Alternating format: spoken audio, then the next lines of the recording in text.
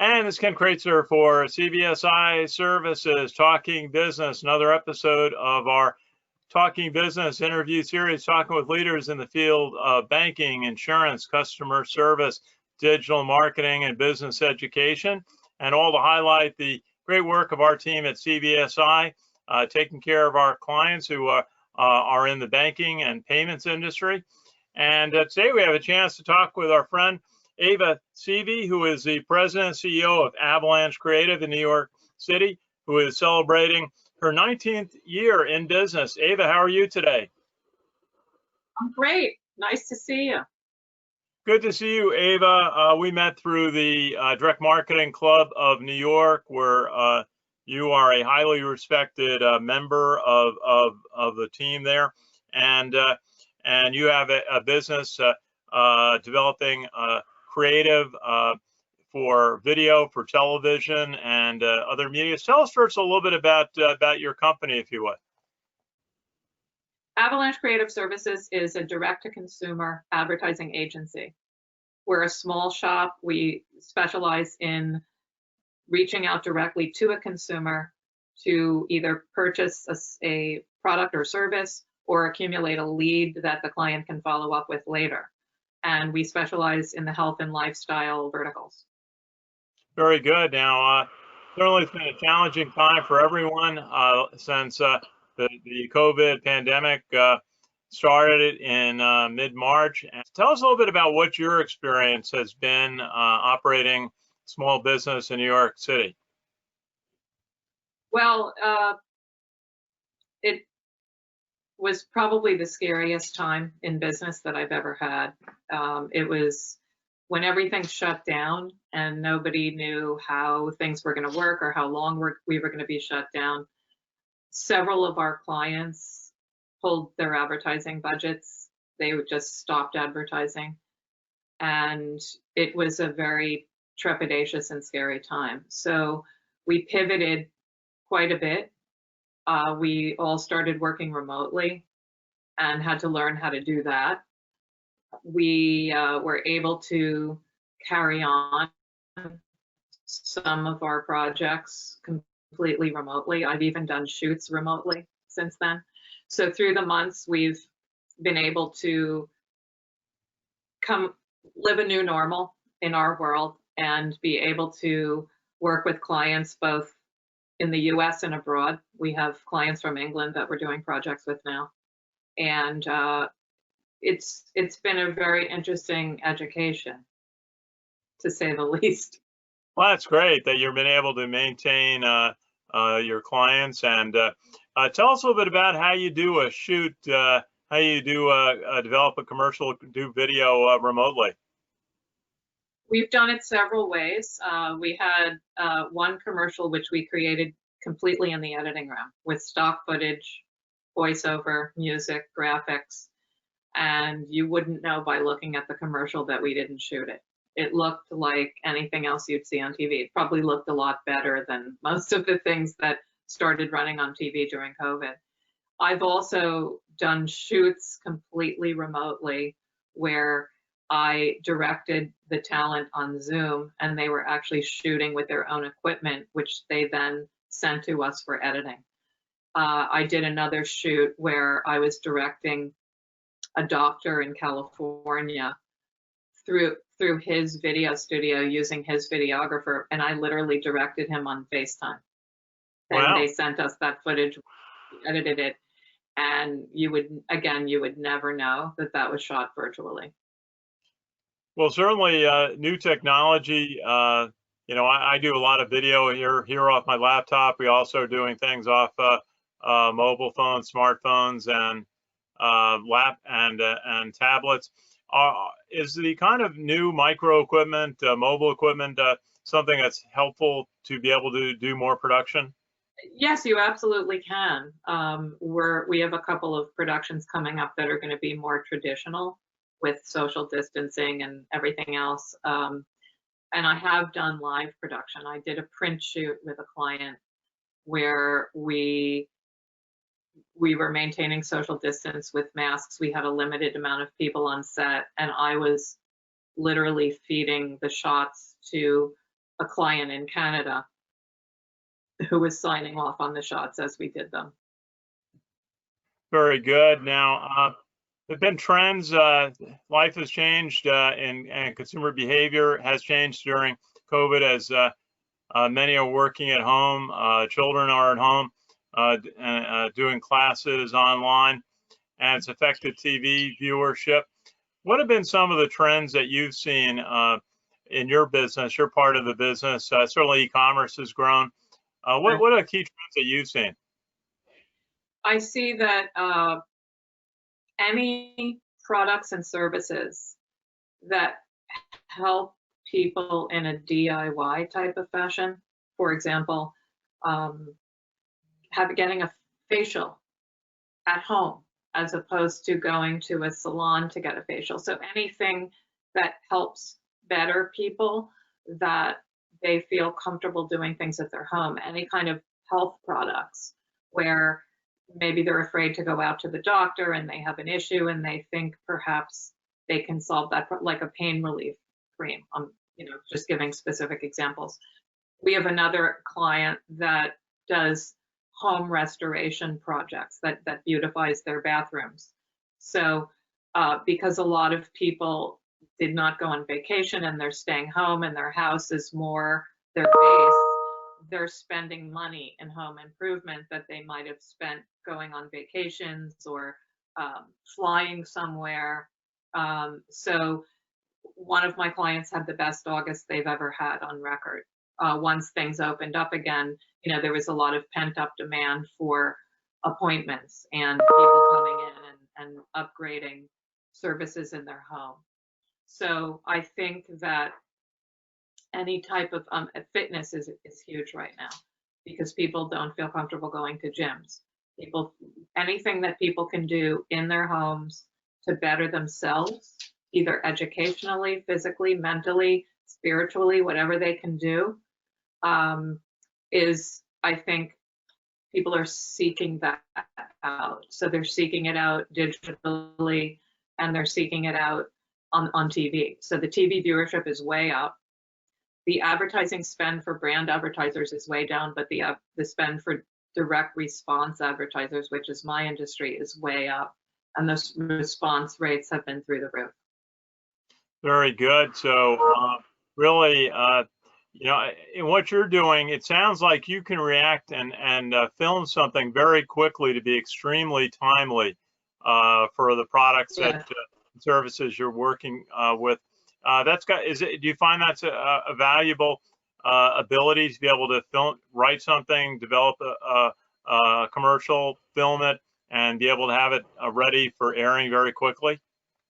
Yes, but we can also take footage that already exists and kind of retweak it for the times that we're living in. So we can take footage that the client already has and make it relevant to today. And that's also something that can be done. For example, we have a client from the UK that had a successful campaign in the UK, which we're basically customizing for the US market, and we're making it very specific to the times we're living in now. Very good. And we hear a lot about the concept of trying to take a piece of content creative that you've developed, a video perhaps, and being able to apply it to multiple channels, such as television, but also social media. Do you find that's something that you're able to help your clients with? Oh, absolutely. Absolutely. Yes, because, well, we have clients that are only social media or digital. Not all of our accounts are on TV right now. We have quite a number of accounts that are just advertising digitally, and we're able to create both static and video executions for them because you want to test a variety of different concepts for the clients, test different audiences, etc. So what you might put on YouTube is very different than what you might put on Facebook or Instagram, which is very different than what you might put on TV. The lengths are different, the types of content are different, but it's all advertising. So it all has a strategy, who's your market, who are you trying to reach, what are you trying to accomplish? So the same thought goes into everything, whether regardless of the medium. Very good. Now, you like to do a lot of analytical work on your projects and for your clients, and help develop strategy. What are the keys that you look for in metrics and in strategy? Well, each client has a different KPI. Each client has a different metric that they're looking at. So whether it's conversion rates, if it's a web client, they'll look at, conversion rate, they'll look at cost per click, they'll look at different ads, what ads are resonating. We have one client that's advertising on Facebook and only driving to Amazon, and not even driving to a website.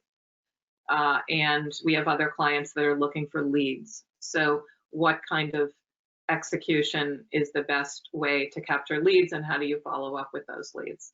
So, what is the cost per lead? What is the cost per, how many leads does it take to make a sale? So each client has a different set of metrics. There's no one size fits all. So we try to work to, what do you want your cost per acquisition goal to be that either a sale or a lead? And we try to work within those means that the client has. Very good. And maybe, Ava, if you just want to just go through some of the particular services that you provide your clients with in film and video production and editing and strategy. Mm-hmm. Right. Well, we not only do we do production, but we also consult and provide strategy and campaign management. So if a client, I have several clients that are launching brand new products. And so we are actually helping with the naming and the branding of the products. We're helping decide which marketplaces would be best to advertise this product in. We help also through the FTC issues. So what are we allowed to say? How can we say it? So we interface with attorneys and regulatory bodies where we're helping the client through that scenario. So really, each client is very different in what they're asking of us. Some clients want us to do everything, and others just want us to look in on it and consult and see, what they're doing now, how can it be improved, look at the different media they're running in, and really give advice on that. So on a consultative basis or an executional basis or a strategic basis, each client is different, and we really do it all. We do it Very all. good. Well, Ava, it's your 19th anniversary, as you said earlier, from when you started the business, and maybe take us through, a couple of key milestones, a couple of key projects that you've been really proud of over the years. Well, I can say we've lived through 9/11, actor strikes, recessions, and now a pandemic. Each time I felt, I can't live through this. What am I going to do? My company was formed actually 2 weeks before 9/11. Mm-hmm. So it was the second, actually the pandemic was scarier in some ways than 9/11 because of its long-lasting impact, whereas 9/11's impact was immediate, but things were kind of back to semi-normal within a few weeks, not a few months. And the long-term devastation of the pandemic has been scarier. So I think my milestones were, I really started as a TV production company, and I segued into the digital world in about 2010, 2011, and then segued into the consultative and campaign management world in, say, 2013. So each time we've pivoted and added new products and services because our clients were asking for it. So we didn't set out to do it, but because we had established relationships with different brands and they wanted more from us, we had to go out and learn those skills and develop them. So, and it's really helped make us better partners for our clients, because we've had to learn to do things that were really not in our skill set as a production company. So we've moved far beyond just being a TV production company, far beyond that. That is, I would say, a small percentage of our work at this time. Well, Ava, you are really a tremendous survivor in terms of being able to keep your business growing, thriving over all these different obstacles over the years. And we know you're going to come out of this very well, providing great services during this period, pivoting, as you said, during this pandemic period. Do you have a final thought for our audience today? I would just say that I've gotten a lot of help and strength from resources that I'd heard about before but never tapped into. For example, SCORE is a great resource. I have a SCORE mentor now that I speak to on a weekly basis, and it's really helped ground me. I've also participated in a lot of the webinars that Scott Stringer's office, for example, in New York City. Scott Stringer had a big outreach for minority and women-owned businesses and was providing enormous resources as far as help in plowing through the loans and grants and all kinds of applications for things, and just keeping us of the moment on what was going on, with the different initiatives. I've never really taken much advantage of my women WBENC certification or any other of my women-owned business. I normally just get business because we're Avalanche, not because we're female-owned.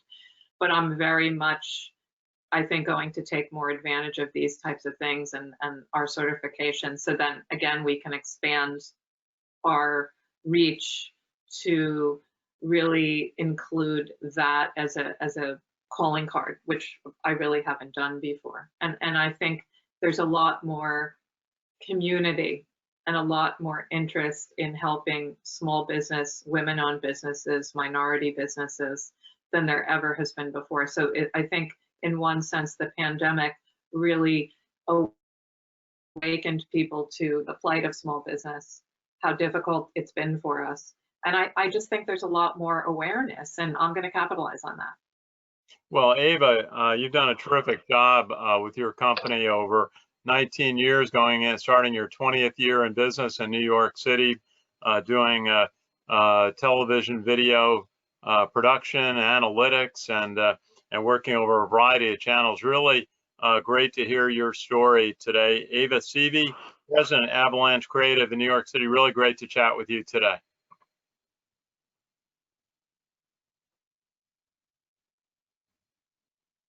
You too, and good luck to you. I've been following you, and you're doing a great job keeping your clients informed, and bravo to you on all the video work you're doing. You're very brave to go out there and do that, and I commend you for that.